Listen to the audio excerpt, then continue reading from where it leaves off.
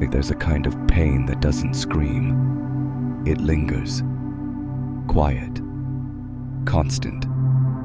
The kind that doesn't knock you over, but hollows you out. It follows you into conversations. It waits behind your smiles. It shows up in silence, right before sleep, right after hope. And maybe you've tried to escape it. With distraction, with logic, with fixing. But it stays. Not because you're cursed, not because you're weak, because pain, real pain, isn't here to punish. It's here to point to something inside you that's been calling for your attention, your truth, your return. But you were never taught to listen to pain. You were taught to numb it, push through it, be strong. But strength isn't the absence of pain. It's the willingness to feel it fully without turning away. Because what if the pain was never the enemy, but the teacher? The pain you feel right now might not belong to this moment. It might be echoing from somewhere deeper. A memory you never finished feeling. A silence you had to survive. A truth you had to bury just to belong. And the thing about buried pain is, it doesn't disappear. It waits. It weaves itself into your patterns, your habits, your self-talk, until one day it returns, not to punish you, but to reveal itself. That anxiety out of nowhere might be a younger version of you asking not to be forgotten.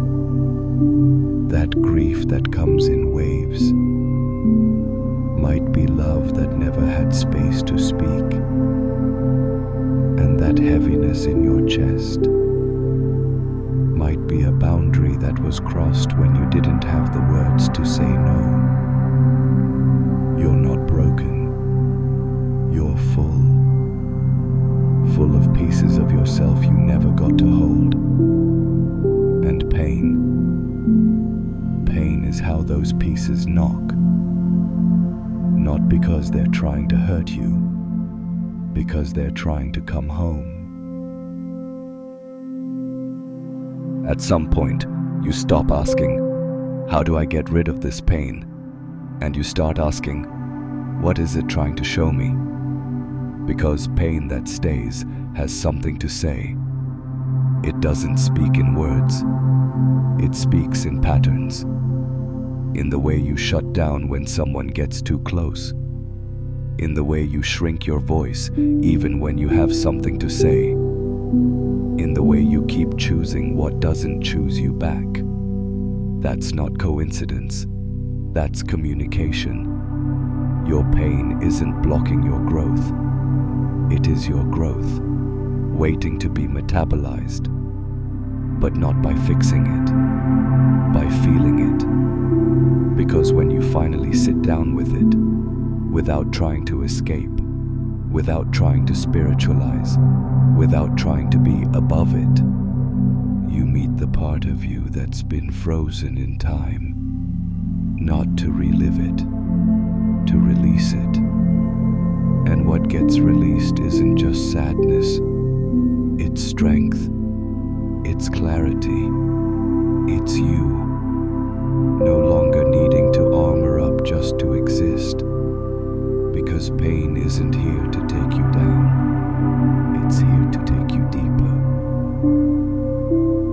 Something changes when you stop fighting the pain. You stop feeling like a victim of it and start becoming a witness to it. And in that space, something deeper than relief appears. Presence. Not escape, not numbness, stillness, the kind that doesn't need to pretend, the kind that holds holds all your mess without flinching. Because once you feel your pain fully, you stop fearing it. You realize the pain wasn't too much. You just never had a safe place to feel it. And now that you've stopped running, you become that place. Not just for yourself, but for others. Because the part of you that was once ashamed is now grounded. The part that trembled now listens. And the part that used to hide is now home. Your pain didn't shrink you. It carved you out, made room for more compassion, more depth, more truth, and the power you were trying to fake before. It starts to rise naturally, not loud, not forced, but steady, like breath, like trust, like someone who knows what they've been through and doesn't need to explain it anymore. You're not the only one hurting. And once you stop running from your pain, you start recognizing it in everyone else. You see it in the way someone laughs too loudly, in the silence behind someone's eyes, in the anger that was never about you, but about something they couldn't name. Because pain wears many masks: control, perfectionism, disconnection, people-pleasing, withdrawal. But underneath them all is the same thing: a part of someone that needed love, but got pain instead. And when you realize that, something shifts. You stop judging so quickly. You start listening more softly. You stop needing to fix others because you've learned to sit with yourself. This is the hidden power of pain.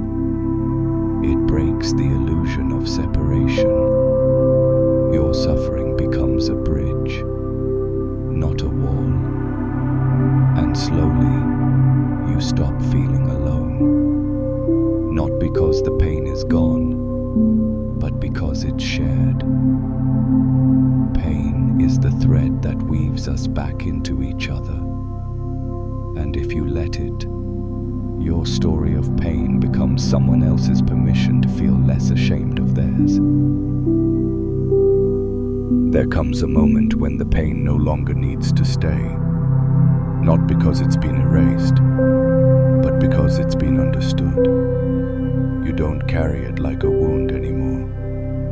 You carry it like wisdom. It becomes part of your foundation, not your burden. A scar that doesn't scream. It reminds of how far you've come, of what you survived, of what you learned about yourself when everything fell apart. You stop needing it to define you. You stop fearing its return. Because now, you trust yourself to feel, to move through, to meet whatever rises without running. This is where healing isn't about being pain-free. It's about being pain-ready, not armored, available, not numb, awake. Because you know now, pain is a visitor. It teaches, then it moves on. And your job isn't to force it out. It's to recognize when its message has been received.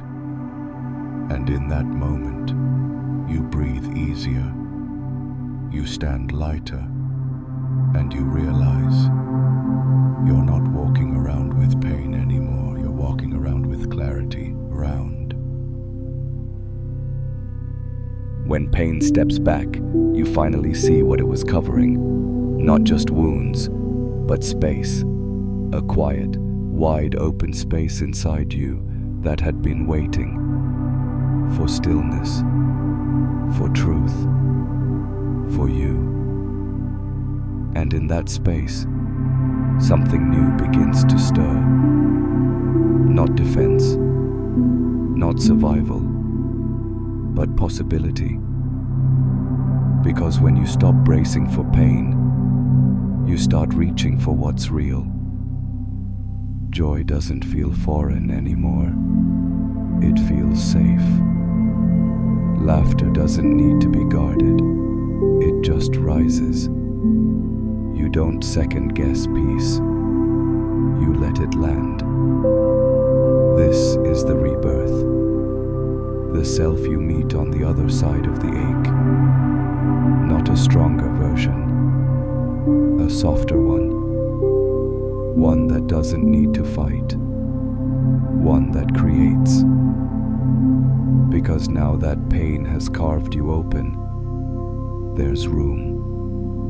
Room for clarity. Room for new desire. Room to write a life that isn't a reaction, but a creation. You stop living to avoid. You start living to express. And what flows out isn't a version of who you used to be. It's who you've always been. Before the pain taught you to hide. Pain didn't just change you, it revealed you. It showed you your edges, your needs, your limits, and slowly, your depth.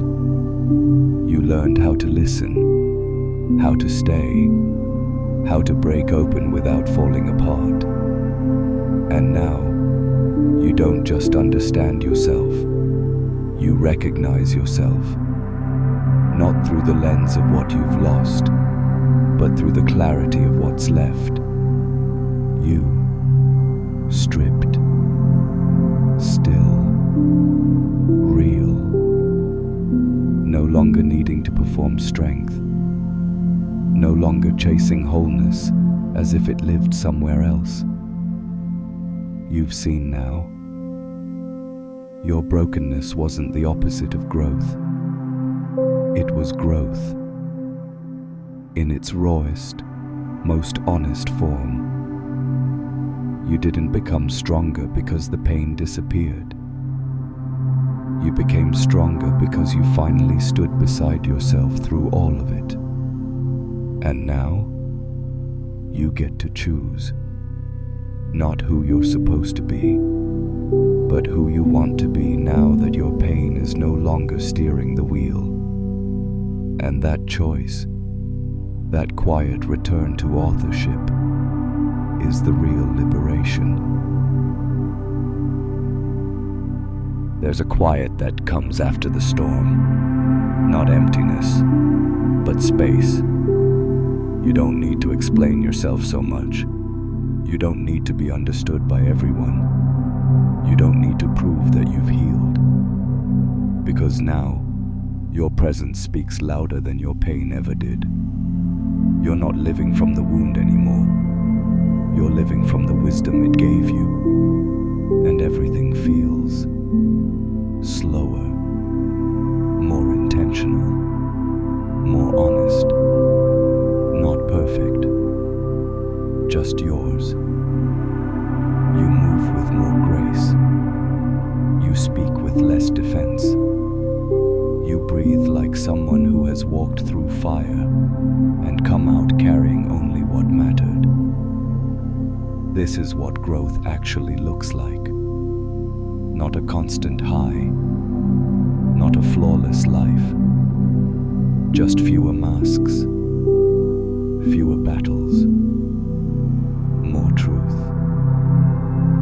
And the deeper truth, pain didn't end your path, it cleared it. And now you walk it with eyes that see, a heart that stays open, and hands no longer clenched in survival. You're not afraid of your story anymore, because you're not inside it, you're holding it. You're not healed because the pain is gone. You're healed because you no longer need to hide from it. You can hold it without drowning, name it without shame, live alongside it without letting it define your every move. That's the real shift. Not that you've escaped the storm, but that you've learned to stand in it, steady. You no longer ask, when will I be okay? Because you know now, okay isn't a destination. It's a relationship with yourself, with the moment, with the parts of you that once felt unlovable and now feel like home. This isn't the end of your healing. It's the beginning of your aliveness. You get to move forward, not as a project, but as a person. You get to love without armor, speak without apology, live without rehearsing the pain, because you've learned pain doesn't break you, it breaks you open. And now, you're open to love, to peace, to life, in its fullest, most honest form.